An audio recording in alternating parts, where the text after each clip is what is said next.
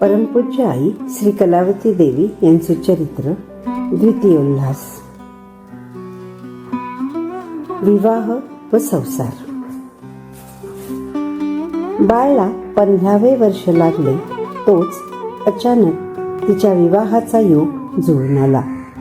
एके दिवशी सीतामाई बाबूरावांना म्हणाल्या, अहो, आपली बाळ सकाळी उठल्यापासून रात्री निजे तोपर्यंत एकसारखी देव देव करीत असते. तेव्हा लग्न झाल्यावर हिचे संसारात मन रमेल ना? पूजा, पारायण, कार्तिक स्नान, माघ स्नान, कीर्तन, भजन यातच जर ही गुंग होऊन राहू लागली तर सासरची माणसे उद्या कुरकुर केल्याशिवाय कशी राहतील? म्हणून मी म्हणते, यापुढे तरी देवाकडचे तिचे लक्ष कमी होईल तर बरे. इतक्यात बाळ तेथे आली आणि बाबूरावांना उद्देशून म्हणाली, अण्णा, तुम्ही माझे लग्न करू नये. मी मीराबाई प्रमाणे सदा कृष्ण प्रेमात रंगून राहणार. तिचे हे बोलणे ऐकून बाळ लग्न जरी झाले तरी त्यामुळे कृष्णावर प्रेम करायला काहीच अडचण पडत नाही.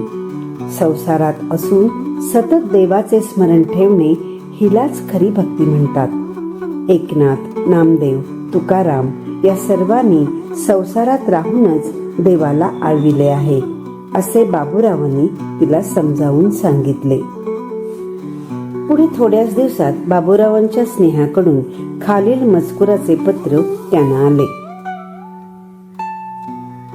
त्या पत्रात एम. राजगोपाल यांच्या पत्रिकेशी चिरंजीव रुक्माबाईंची पत्रिका उत्तम जुळते.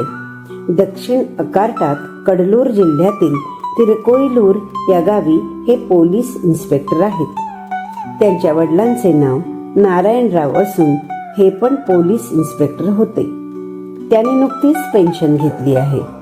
यांचे मूळचे गाव दक्षिण कानडा जिल्ह्यातील मल्लापूर हे होय. तेव्हा तुमचे मत काय ते सत्वर कळवा. पत्र पाहताच बाबूरावांना पूर्णानंद स्वामींच्या वचनाची आठवण झाली. त्यांनी लगेच मुहूर्त ठरवून परत टपाली त्यांना पत्राचे उत्तर पाठविले. 8 दिवसात लग्नाची सर्व तयारी झाली. लग्नाच्या आदल्या दिवसापर्यंत वऱ्हाडी मंडळींनी एकमेकांना पाहिलेही नव्हते. इतकेच नव्हे तर वधूवरांनी देखील अंतरपाट बाजूला सारल्यावरच एकमेकांना पहिल्यांदा पाहिले. रुक्माबाईंच्या चेहऱ्यावर लग्नाचा आनंद म्हणून एक निराळा असा दिसत नव्हता. इतकेच नव्हे तर जसजशी लग्नघटिका जवळ येऊ लागली तसतसे तिच्या डोळ्यातून अधिकाधिक अश्रू वाहू लागले. लग्नाच्या आदल्या दिवशी मैत्रिणीने जेव्हा तिची थट्टा केली तेव्हा रुक्माबाई तिला म्हणाली, अगं, हे लग्न नसून देवापासून दूर लोटणारे विघ्न आहे असे मला वाटते. यावरून असे वाटते की लग्नानंतर आपल्याला परमार्थ मार्गात अडथळा उत्पन्न होईल की काय अशी भीती यावेळी रुक्माबाईंना वाटली असावी. रुक्माबाईंचा लग्न समारंभ गोकर्ण येथील भंडीकेरी मठात झाला. श्री राजगोपाल यांना रजा जास्त नसल्यामुळे लग्न उरकल्याबरोबर दुसऱ्या दिवशीच सर्व मंडळींसह ते गावी जाण्यास निघाले. बाळ सासरी जाण्यास निघाली म्हणून हरिप्रेमी गोतावळा सुमारे 100-200 बायका मुले रस्त्याच्या दोन्ही बाजूस उभी होती. त्यांच्या डोळ्यातून टिपे गळत होती.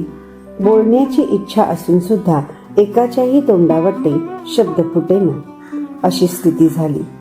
बाबूरावांचे तर लग्नाच्या आदल्या दिवसापासून डोळे लाल झाले होते.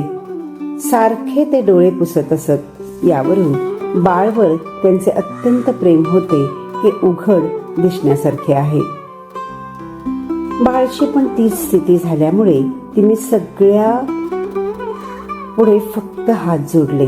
नित्यसमयी नारायणरावांना उद्देशून बाबूराव म्हणाले, आमच्या बाळला उंची कपडे किंवा दागिने यांची हौस नसून केवळ पूजा, पारायण, भजन याचीच विशेष आवड आहे. तेव्हा माझे आपल्याला एवढेच सांगणे आहे की गावी गेल्यावरही तिचा नित्यनेम अखंड चालू राहील याकडे आपले लक्ष असू द्यावे. दुसरी गोष्ट म्हणजे कसेही तुम्ही हुबळीवरूनच परत गावी जाणार आहात, तेव्हा जाता जाता परमपूज्य परमपवित्र सिद्धारूढ स्वामींचे दर्शन घेऊनच पुढे जावे. हे बाबूरावांचे बोलणे नारायणरावांना पसंत पडले. थोड्या वेळाने नारायणराव म्हणाले, आमच्या तिकडचे सर्व लोक तामिळ भाषा बोलणारे असल्याने रुक्माबाईला 5-6 महिने तरी जड होणार. बाबूराव म्हणाले, मी खात्रीपूर्वक सांगू शकतो की 1 महिन्यात ती तिकडची भाषा शिकून काढेल. बाबूरावांच्या सांगण्याप्रमाणे पुढे घडल्याचा नारायणरावांना अनुभव आला. त्यावर ठरल्याप्रमाणे मंडळी हुबळीला उतरून महाराजांच्या दर्शनार्थ गेली. तो दत्त जयंतीचा दिवस होता. नवदंपतींनी महाराजांना हार घालून वंदन केले. रुक्माबाईने महाराजांच्या चरणी फुले वाहून मस्तक ठेविले. तेव्हा त्यांच्या नयनाश्रूने महाराजांच्या पादुकांना अभिषेक झाला. लग्नाच्या 6 महिन्यापूर्वी एके दिवशी कीर्तन संपून काही मंडळींशी बुवा बोलत बसलेले पाहून बाळने गुरुखून म्हणजे काय असा बुवांना प्रश्न केला असता त्याचे उत्तर ब्रह्मविद्या गुरूंकडूनच मिळवायचे असते असे बुवाने बाळाला सांगितले. तेव्हापासून आपणास तशा गुरुची कशी गाठ पडणार हाच एक विचार तिच्या मनात सारखा घोळू लागला. पण आपला तो विचार तिने कुणापुढेही प्रगट केला नव्हता. यावेळी ब्रह्मवेत्या गुरूंची जरी गाठ पडली तरी पण सासरची मंडळी बरोबर असल्यामुळे ती आपले आंतरिक विचार प्रकट करू शकली नाही. परंतु महाराजांनी मनोगत ओळखून ओम नमः शिवाय म्हणत जा, तुझी इच्छा सफल होईल असे म्हणून त्यांनी रुक्माबाईंच्या मस्तकावर वरदहस्त ठेविला. महाराजांकडून मिळालेला ओम नमः शिवाय रूपी अमौलिक मणी अत्यंत प्रेमाने व आदराने कंठात धारण करून त्यांचा अभयवचन रूपी प्रसाद पदरी बांधून रुक्माबाई आपल्या सासरी पोहोचल्या. त्या ठिकाणी राजगोपाल गावाबाहेरील सरकारी बंगल्यात राहत असत. रुक्माबाईंना सासू सासरे, नणंद, दीर, जाऊ ही सर्व सासरची माणसे होती. ती सर्व कानडी बोलत असत. राजगोपाल यांचे मूळचे गाव दक्षिण कन्नडा जिल्ह्यात असून नोकरीनिमित्त ते दक्षिण अकार्टात राहत असत. यांचे पणजोबा हे पण पोलीस खात्यातच होते. नोकरीनिमित्त प्रथम ते कडलूरला आले, पुढे तेथेच ते स्थायिक झाले. ते अग्रहारात म्हणजे ब्राह्मणवाडीत राहत असत. अग्रहार या भागात झाडू मारायला महार यावयाचा नाही. प्रत्येकाने आपापल्या दारासमोरील रस्ता झाडून स्वच्छ ठेवायचा. तेथील रहिवासी सर्व कानडी बोलत असत. त्यामुळे यांच्या घरी पण कानडी बोलण्याची सवय झाली. पुढे तीच सवय कायम राहिली. दक्षिणेकडे सोवळे फार. नारायणराव व पद्मावतीबाई यांचे पण कडक सोवळे होते. हे उभयता प्रातःकाळी नदीवर जात आणि स्नान उरकून येतेवेळी नारायणराव खांद्यावरून एक घागर आणि त्यांची पत्नी कडेवरून पाण्याची घागर आणत असत. हे जोडपे देवपूजा, ग्रंथवाचन, जप इत्यादी सत्कर्माचरणात आपला सारा दिवस घालवित असे. त्यावेळी तेथील पद्धत मासिक पाळीच्या 3 दिवसात त्या बाईने कोणाच्याही दृष्टीस पडावयाचे नाही.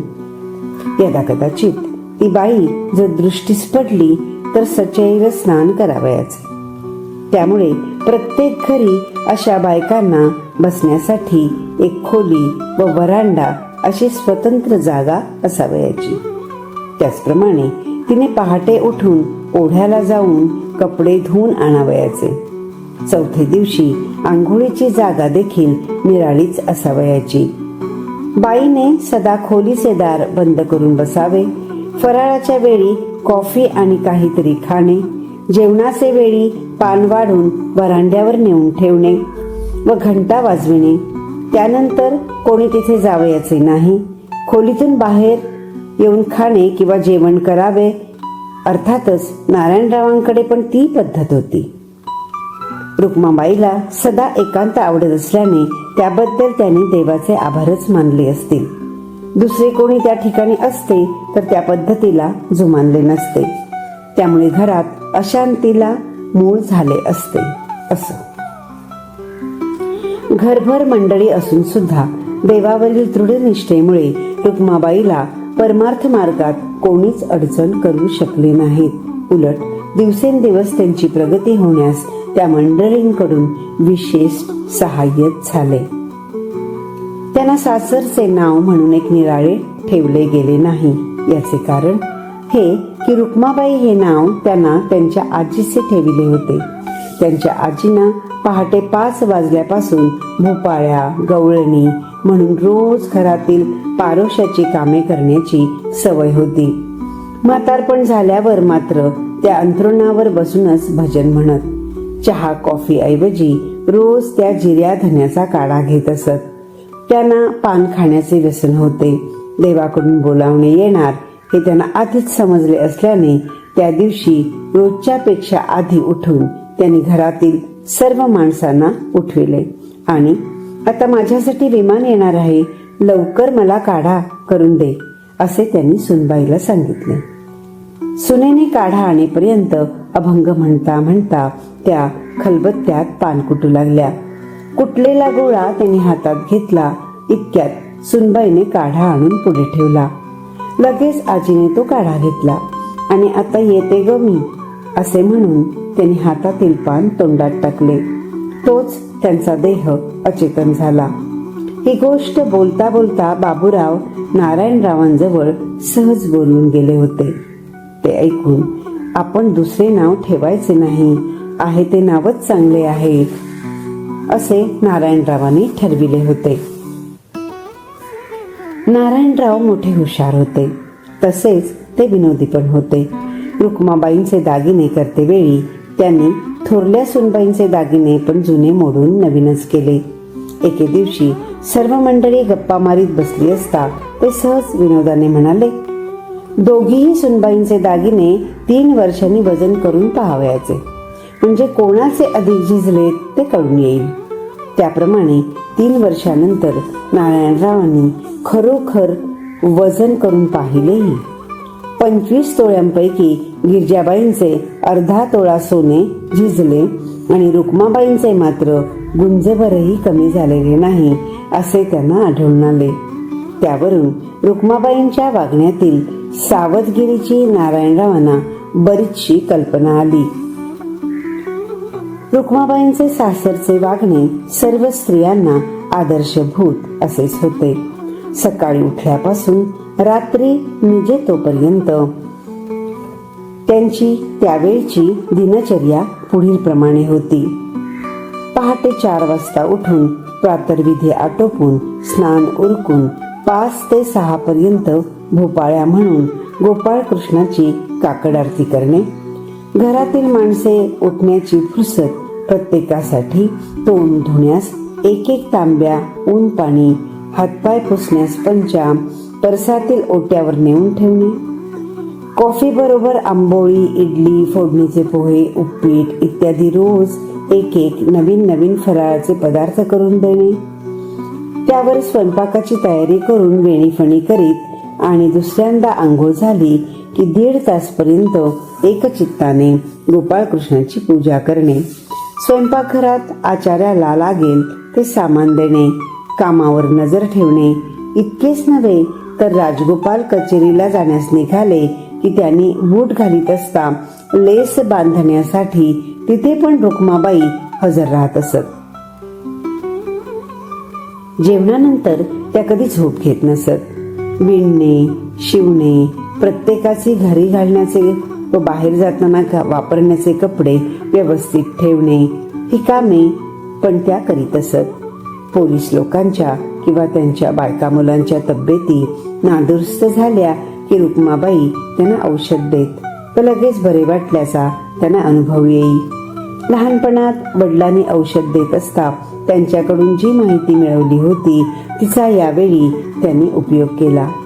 त्या लोकांकडून चहूकडे प्रचार झाल्यामुळे गावचेच नव्हे तर खेड्यापाड्यातील लोक सुद्धा औषधाला येत असत. त्यामुळे औषध देण्यातही त्यांचा काही वेळ जात असे. त्यावेळी त्या गावी किंवा त्या गावच्या आसपास सुद्धा तांदूळाच्या किंवा पिठाच्या गिरण्या नव्हत्या. त्यामुळे धान्य दळणे, भात कांडून तांदूळ करणे व तुरी, मूग, उडीद, हरभरा इत्यादी धान्ये भुरडून डाळ करणे ही कामे प्रत्येक जण आपापल्या घरीच करीत असत. श्रीमंत लोक मोलमजुरीने काम करणाऱ्या ठराविक बायकांकडून ही कामे करून घेत असत. रुक्माबाईंच्याकडे पण ती कामे मोलमजुरीनेच केली जात होती. यजमान इन्स्पेक्टर. शिवाय सरकारकडून खास राजगोपालांना बसून कामाला जाण्यासाठी एक घोडा व एक टांगा, राहायला बंगला, पुष्कळ श्रीमंती, सासरची सर्व मंडळी अनुकूल अशा प्रकारचे रुक्माबाईंचे वैभव. वास्तविक रुक्माबाईंना घरातील कोणतीच कामे करण्याची जरुरी नव्हती. तरी आपल्याला सर्व तऱ्हेच्या कामाची माहिती असावी ही त्यांच्या ठिकाणी उमेद परिपूर्ण असल्यामुळे पहाटे मोलकरणीने सडा घालते वेळी कधी कधी त्या पण तिच्याबरोबर सडा घालू लागत. तसेच करड सडणे, तुरी भरडणे, धान्य वळणे ही कामे पण रुक्माबाई त्या बायकांबरोबर करू लागत. पण आपण ती कामे करीत असता सासूबाईंना त्याची जाणीव होऊ नये म्हणून त्या नेहमी दक्ष राहत असत. कारण त्यांच्या सासूबाई त्यांना कोणत्याही प्रकारे श्रम होऊ नयेत म्हणून फार फार जपत असत. धन्य ती माता पितरे, धन्य ते सासू सासरे आणि धन्य ती माणसे की ज्यांना रुक्माबाईंच्या सहवासात वावरण्याचे भाग्य लाभले. राजगोपालांचा स्वभाव पण रुक्माबाईंच्या स्वभावाला पूरक असाच होता. त्यांच्याकडे दोघे शिपाई होते. ते अंथरूण घालणे, कंदील पुसणे, केर काढणे, पाणी भरणे, सामान आणणे, झाडलोट करणे इत्यादी करीत. एखाद्या दिवशी जर त्यांना यायला उशीर झाला तर त्यांची वाट न पाहता ती कामे राजगोपाल स्वतःच करून सोडित असत. त्यामुळे दुसऱ्या दिवसापासून शिपाई आपसुकच वेळेवर कामाला हजर राहत. राजगोपाल हे कोणाकडूनही पैसेच नव्हे तर धान्य, फळे किंवा इतर कोणतीही वस्तू घेत नसत. एकदा एक गृहस्थ आपला गुन्हा दडपून टाकण्यासाठी रात्री 11 वाजता 500 रुपये घेऊन त्यांच्याकडे आला. तेव्हा त्यांनी त्याला म्हटले, असे काही घेण्यास मला माझ्या गुरूंची परवानगी नाही. तो माणूस परत गेला. राजगोपालांचे सख्खे चुलत बंधू भवानीदास या नावाचे बालब्रह्मचारी होते. खरे सुख मिळवण्याच्या तळमळीने ऐन तारुण वयातच ते घराबाहेर पडले आणि काशीला जाऊन एका गुरुजवळ राहिले. त्यांनी तेथे बरेच दिवस वेदांताचा अभ्यास केला. ते गीतेवर प्रवचने करीत काही दिवस फिरत असत. आयुष्याचे शेवटचे दिवस त्यांनी हिमालयात घालविले. त्यांना राजगोपाल गुरुस्थानी मानित असत. रुक्माबाईंचे वय लहान असून देवाकडे लक्ष आणि प्रत्येक कामात परिपूर्णता हे सर्व पाहून ते फार कौतुक करीत असत. रुक्माबाईंना स्वयंपाकी ठेवण्यापेक्षा स्वतः स्वयंपाक करणे आवडत असे. परंतु त्यावेळी स्वयंपाक्याला सोडावयाचे नाही असे त्यांच्या सासूबाईंचे मत होते. त्यामुळे त्यांचा नाईलाज झाला. पण पुढे थोडक्याच दिवसात कल्लीकोटहून त्या स्वयंपाक्याची मातोश्री फार आजारी असल्याची तार आली. त्यामुळे तो आपल्या गावी गेला.